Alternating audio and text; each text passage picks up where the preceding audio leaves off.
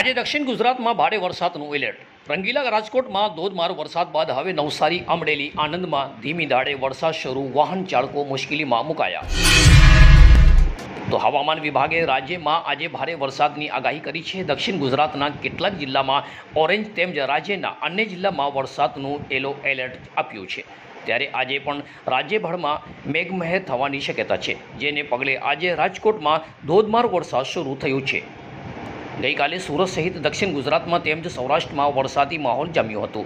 તેમજ બપોર બાદ અમદાવાદમાં પણ વીજળીના કડાકા ભડાકા સાથે વરસાદ આવ્યો હતો. આજે સવારે 6 વાગ્યા સુધીમાં પૂરા થતાં છેલ્લા 24 કલાકમાં રાજ્યના 159 તાલુકામાં વરસાદ તરસ્યો હતો, જેમાં સૌથી વધુ નવસારીમાં 4.25 ઇંચ વરસાદ ખાબક્યો હતો.